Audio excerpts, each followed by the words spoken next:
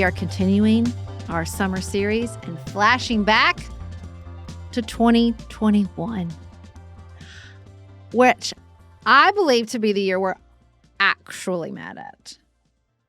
I think this is where we all jumped the shark. We think it's 2020. But as we talked about in 2020, it's not 2020, it's 2021. So we're going to get into that today. 2020 laid the poison seeds that bloomed in 2021. Yeah, that's it. That's what happened.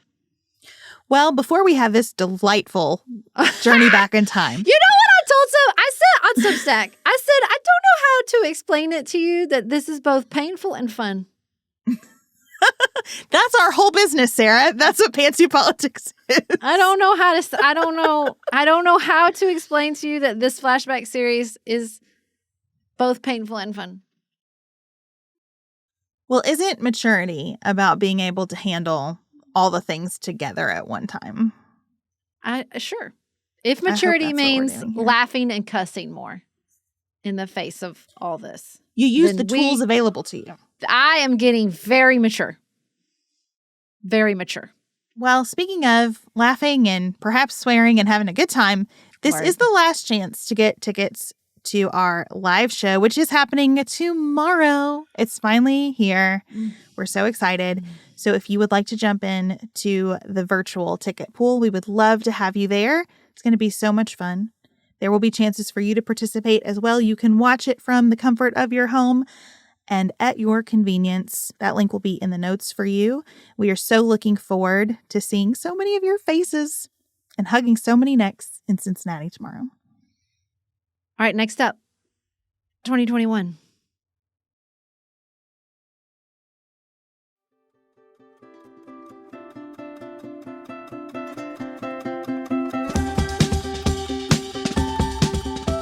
Well, we started off nice and easy in 2021 with January 6th.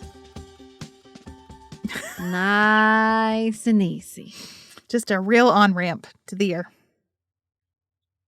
We broke all our New Year's resolutions early. I guess it's what you do, right? Just rip the Band-Aid. And I really kind of feel like maybe we were over the anthropomorphizing years by 2021. I feel like we were like, okay, we're not going to do that anymore. But this bitch deserved it. January 6th, you couldn't let us get a whole week into the year before you threw something like this at us. We talked about how George Floyd's murder in 2020 was one of the clearest things that has happened during the life of our podcast. I still feel that way about January 6th, too. Agreed. Not here at all for the revisionism. I watched it with my eyes. I talked to my friend Tracy on the phone while it was happening. I was narrating it with another human being.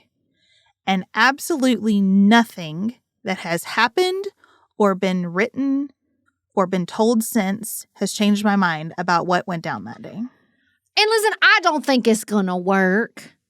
I don't think it's going to work. Like, as a student of history myself, Godspeed. It just doesn't really work that well. Hell, we spent a lot of time in 2020 and 2021, bemoaning, the lost cause and how they came in. But, it didn't work. It didn't. Nobody sits around going, man, that's not what the Civil War was about. They do, and there will always be people, a small percentage of people, just like there, since World War II, have been a small percentage of Holocaust deniers. You don't flat ever earthers. It's just there's always going to be something. You don't get to 100, and also those people never become the majority either. Yeah. I'm not worried in any real way about 50 years from now, January 6th people being seen as patriots. Listen, I got a lot wrong. I'm prepared to get a lot more wrong. I hope I'm not wrong about this, but that's not usually how history shakes out. Especially because quite a few of the people who were actually there that day are I'm sorry. Yeah. That was bad. I shouldn't have done that. Mm-mm. But also, the Proud Boys are suing the government. So, we're not done. We're not going to be, brushing our hands off and being like, we did it. We convinced everybody again, ever, which is a bummer that I acknowledge. But, you know, I think most Americans know what they saw. And I wish that had more impact on their long-term opinion of Donald Trump. I really do. But it doesn't. And I have to make my peace with that. I just kind of want to acknowledge places where in what everyone calls the post-truth world, I don't feel that. I feel that there is truth and clarity. As for me and my house, we saw what we saw on January 6th. Word. That's exactly right. That's exactly right. But, you know, it was weird, too, I think, in that moment. Like, the disjointed experience was real immediately. And honestly, I think it was worse than 9/11. Because 9/11, if you didn't live in one of the areas directly affected, you still, like, the fallout of the military action felt real. Not as real as, like, World War II or Vietnam, but still felt real. This is just, it was just so far removed from a lot of people's everyday life, including mine. Even though we, like, did the hearings and we did the thing and I paid attention, like, it still didn't, you know, affect my day-to-day life in the same way something like COVID-19 did. I think there were just different levels of loss with this event. For people in Washington, D.C., absolutely affected their everyday life. For all of us who pay attention to news and politics, something was lost that day. Something real was lost that day. Even for people who don't pay attention, something was lost, but it's like way out in the spectrum of what you perceive as important in your life. And I think we are living the consequences of this still, because every time anyone questions the legitimacy of an election that was long ago certified, we are revisiting this event and these risks. We have to decide elections and be done with them and move forward. We have to. Our whole model falls apart if we can't do that. And that's what I think was so awful about this day, and that will always carry forward, and that what we allowed to roll forward by electing Trump again, and watching as he filled his close advisor positions with people who continue to want to litigate the 2020 election. Well, and I don't know how history will play out the mass pardons for this.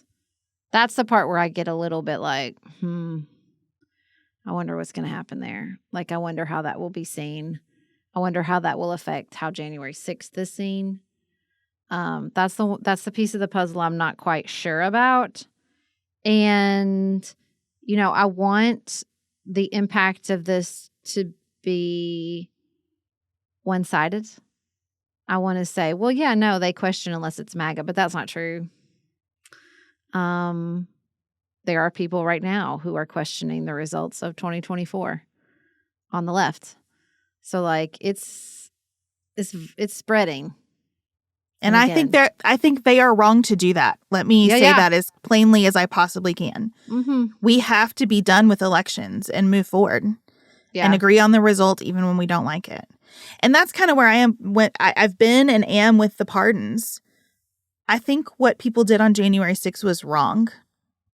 I think it was an incredibly damaging act to our country. I think there's culpability all around in different tiers.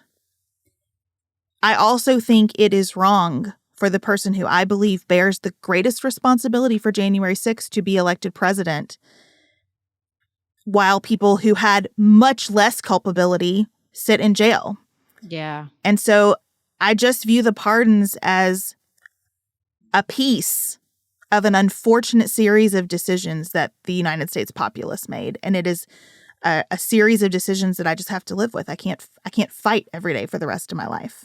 Yeah. I just feel like when I look at this sort of list of news stories beyond COVID-19, which of course we'll get to, but January 6th, the U.S. withdrawal from Afghanistan, even a lot of the extreme weather events, it feels like in a way that we were veering away from what I understood the political reality and the political rules to be, we like officially took a hard turn.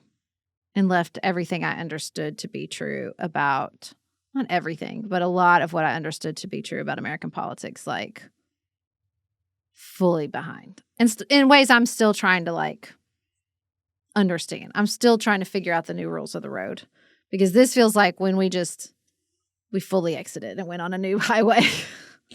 I mean, I remember us talking lots of times during this year about how the pandemic will change everything and should change everything. I think what I would like to go back and say to 2021 Beth, who was saying that, is like, it's really unpleasant to change everything without having a new thing locked and loaded and ready to go. And that's what happened, right? We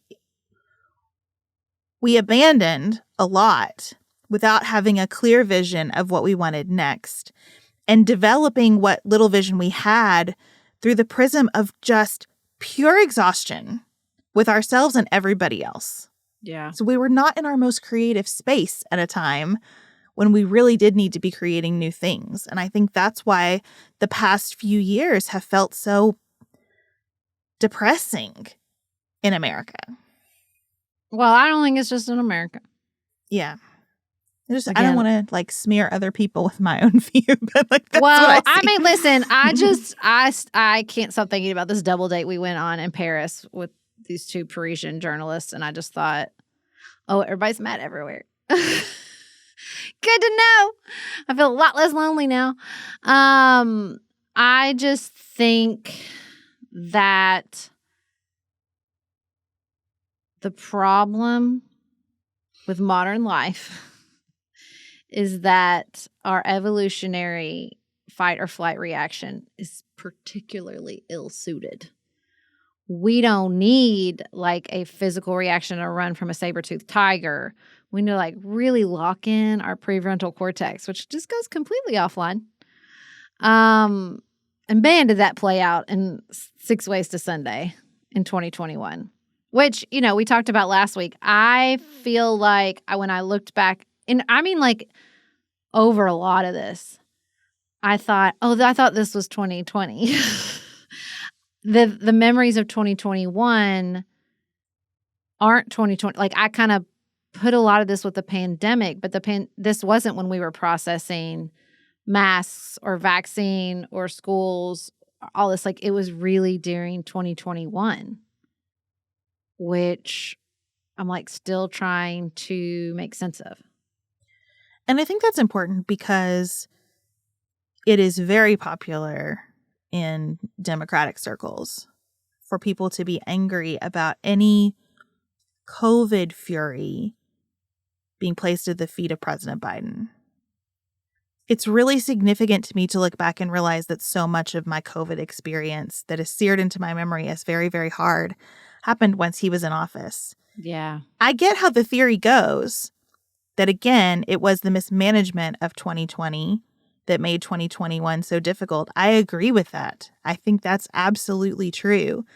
It is also true, though, that a lot of people who have a better sense of time than I apparently have and who liked Donald Trump remember a lot of this as part and parcel of Biden's presidency.